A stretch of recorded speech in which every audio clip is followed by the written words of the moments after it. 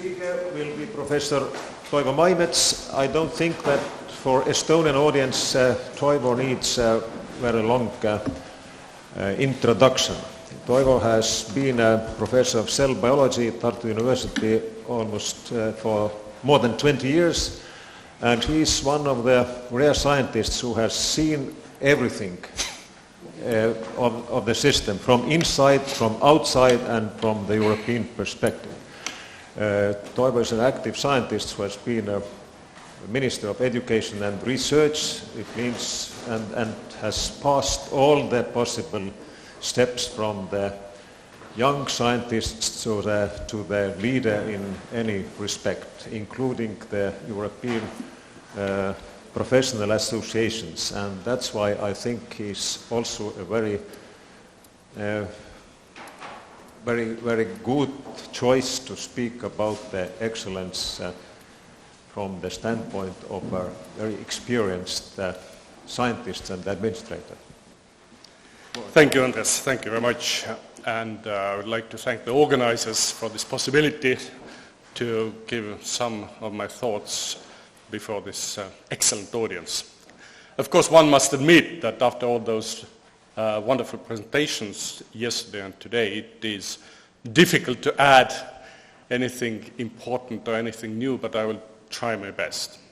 So, yeah, I'm from the University of Tartu. I'm professor of cell biology there, but also I have put down here two of my other positions, which is important for the background of the talk today.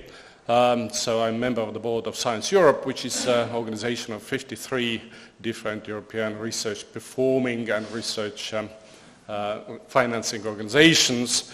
And also I'm a member of ERIAP, which is European Research Innovation Area Board, which is a body of 11 people from all over Europe giving advice to the Commission and to the Commissioner of Research and Innovation.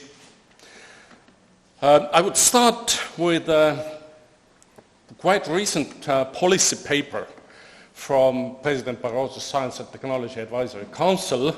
This is less than 2 months old, and in the beginning this report, which is entitled Science for an Informed, Sustainable and Inclusive Knowledge Society, it says that in spite of the fact that Europe's fate depends on a prudent utilization of knowledge, most European societies face a growing distance between knowledge producers, users and citizens.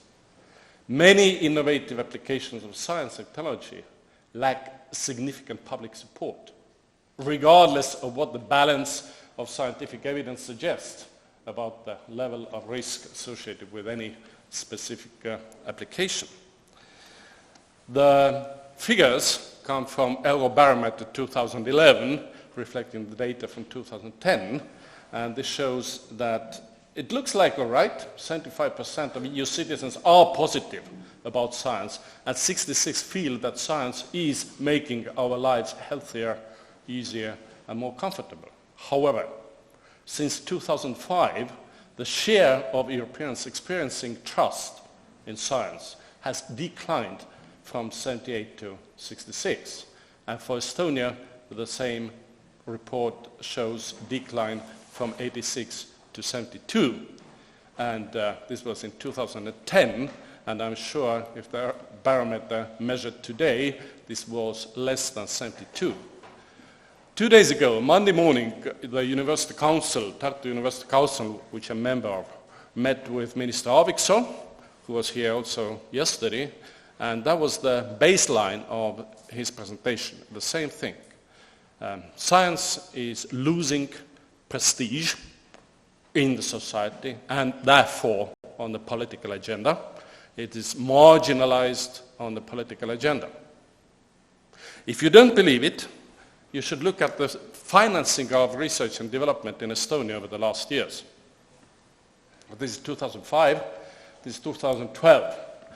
All these different colored bars show different components of research financing, and you can see, well, yes, I was a minister here, I must say.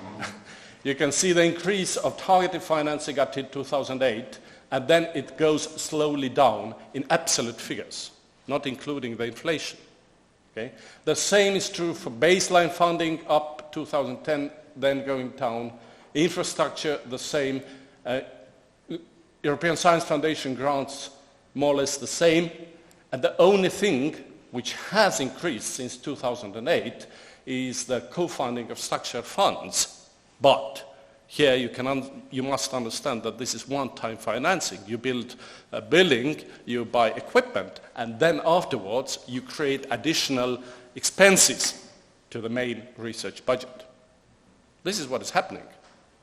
This is what we are seeing, and this is taken from Andres's article at the newspaper SIP. And I think this is exactly what confirms what I told you and what Minister Aaviksoo tells us.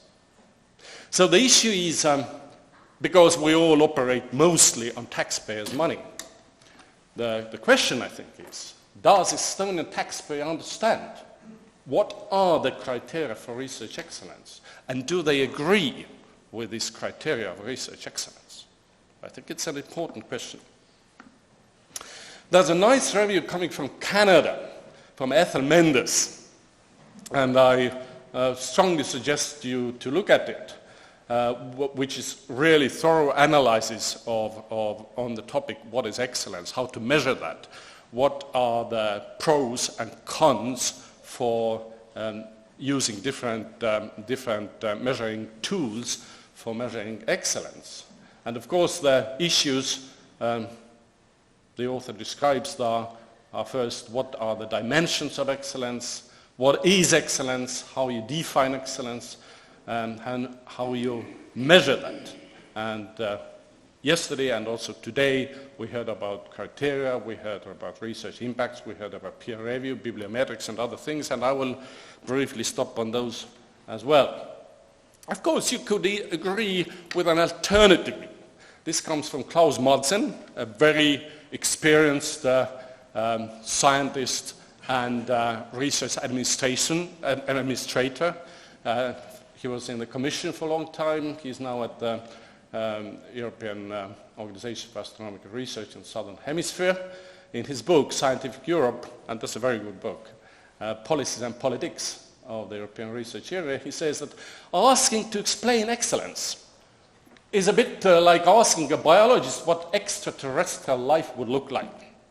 The answer, we don't know it, but we will when we see it. The same applies to excellence, and I would not like to see a definition that is strongly constrained by bureaucratic requirements. You can take this view. We don't know how to define excellence, we don't know how to measure excellence, but we know when it's there. That's one possible way of doing that. The taxpayer wouldn't agree. There's another interesting paper I want to show you. This comes from Science, journal Science, and from the beginning of this year. And this is a description of two journal editors who see a lot of problems in present-day science system, and exactly that's what they want to do to shake up science. And I just quote one small place from the science paper where one of the scientists, Fang, says that 99%, the majority of scientists, are really driven by fear. He comes from the talk, giving a talk at the University of Pennsylvania on nitric oxide and bacteria. And as often happens these days, the researchers with whom he met preferred to discuss something else, the toxic mix of pressure to score the next grant or the next publication and high rates of bad scientific behavior, which Fang has been studying in depth. Well, probably we agree. 99% is probably overestimation, but there is some truth in this sentence. And if you think when we were in our late teenage years or early 20s and decided to go into science, I don't think that was life we were dreaming about, how we want to live in science and together with science. So the problem is that how to measure? What is impact? Now I cite a couple of slides, we'll cite the same Canadian report by Mendes, and very brief overview of this paper is that there are several questions, there's analysis of different approaches, and there are some conclusions, and I bring you mostly the conclusions only. First question is, what is impact? And of course the answer, the conclusion is there is no universal definition for research impacts. How do we measure impact? Of course, if there is no consensus on definition of research impact, there can be no consensus on how to measure it. And yesterday and today we heard several tools what are being used, citations, case studies, non-bibliometric indicators, self-evaluation and others. And they all have the big problems, as you all know. Mostly people end up with saying that yes, these bibliometric things, they are with big problems, but peer review is a good thing to do. And indeed, the report says that the British study conducted in 2002 showed that most researchers choose a peer review mechanism for research evaluation, even after determining that it is the system with the least good features and most bad features in comparison to other options, and that's the citation to Wooding and Grant. Metrics. Metrics, the author says, have gained a degree of popularity in research evaluation because they are perceived to be cheaper, less burdensome, and more transparent and objective than peer review process. However, even supporters agree that metrics are far from perfect indicators of research excellence. Now, I tell you a little bit about the Science Europe Board last meeting, which was in Brussels a couple of weeks ago. And one item we discussed was the working plans of scientific committees. So Science Europe has several scientific committees, and we're talking about the future working plans of them. And then Professor Bengt Norden from Gothenburg, who is the chair of Committee for Physics, Chemistry and Mathematics, said that one topic they will take up at Science Europe is multiple authorship. And the reason for that, the concrete reason for that was Bengt Norden said that the editor of Nature, Nigel Campbell, came to him and said that I'm very much unsatisfied what is happening inside my journal. The number of authors is going up. The number of authors per paper is quickly going up. And it's more and more difficult to really see what is the contribution of each author. And just to show you the recent case, that's a paper from Nature Genetics, October 2013. Very interesting paper, discovery and refinement of loci associated with lipid levels. I did the work and counted the number of authors here. This is 259 authors. Okay, and that's the illustration of the problem Nigel Campbell was raising, and the Scientific Committee for Physics, Chemistry and Mathematics is going to follow now. Of course, this is a collaboration. Collaboration is a great thing. It's absolutely needed. It's a good thing, no doubt about that. But what this type of papers, and 259 is nothing. You can have papers with 1,000 or more authors in Nature and Science. The list of authors is longer than the paper maybe itself. The problems are both type of measurement of excellence and of science itself.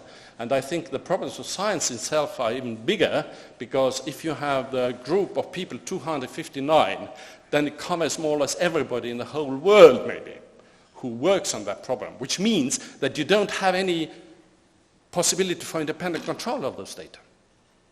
There's nobody else left. You can't hire anybody from Mars doing the same things. And we see, for example, when we look for external reviewers for our PhD defense procedures, we are having the same problem, that all the possible reviewers have published together with either the PhD student or at least with his peers, his supervisors. So that's the same thing, and you can't really have the discussion between two schools or two opinions or two views. And I think that's an important thing. And of course this distorts the bibliometric system because everybody has, all these 259 people cite that the paper as the paper, whatever the role or contribution to that was, and then you get self-citations and others there.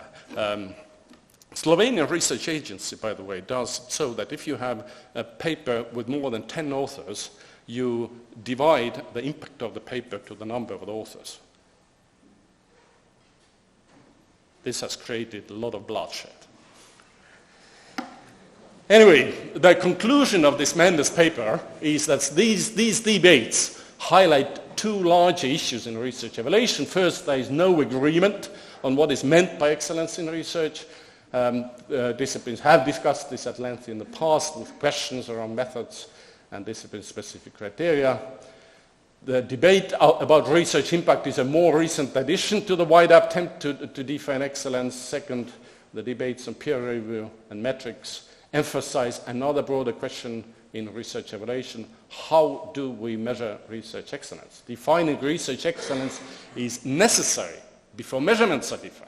However, in something as broad and diverse as research, it is worth asking whether definition and the type of measurement are even possible or worth pursuing.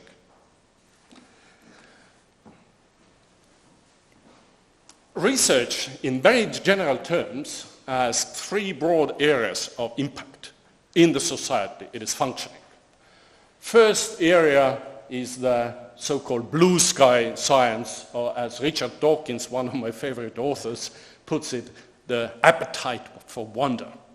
This is looking for new paradigms, reaching paradigm shifts. This is the frontier science. This is where European Research Council is functioning with all his criteria and other things. This is the pure science as a cultural phenomenon, as important thing in the society. Then you have another field. Then it's higher education, which must be research-based. And science has very important functions in this area as well. And then, of course, you have applications. We know Estonian Nokia, we have been invited to invent Estonian Nokia. The scientists should be much more active to bring the results into real applications and to the market and so on. You know those stories.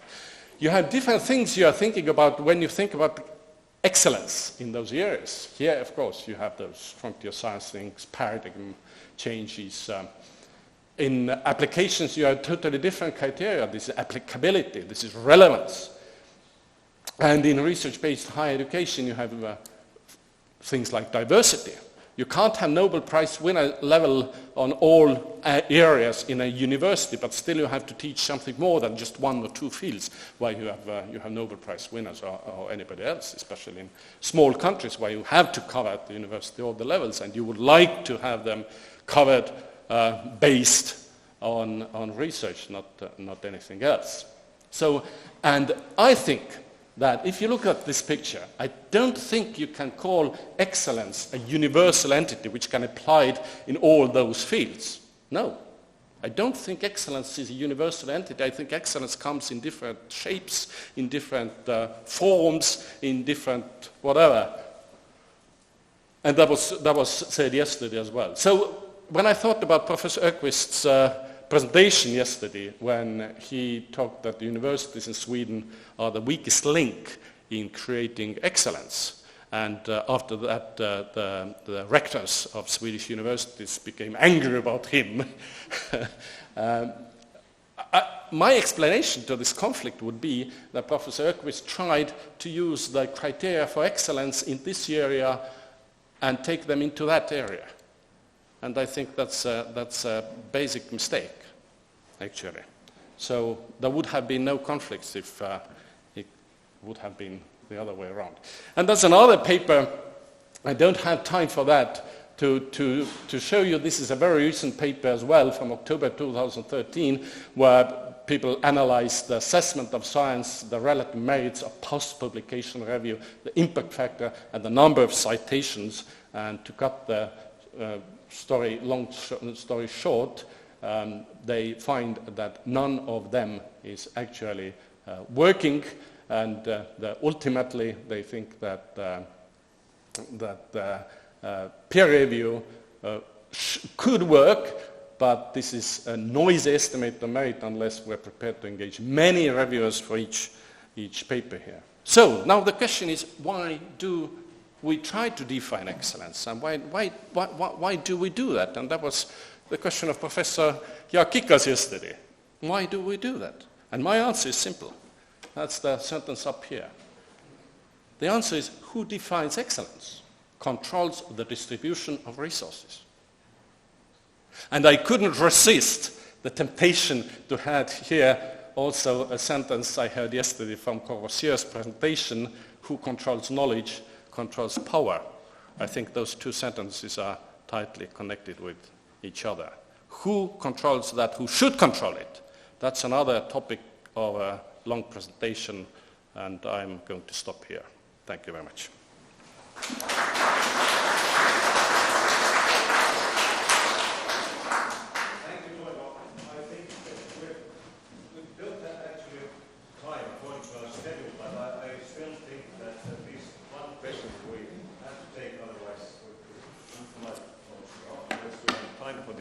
One question from the audience, please. No. Then, thank you. Then, thank you once more.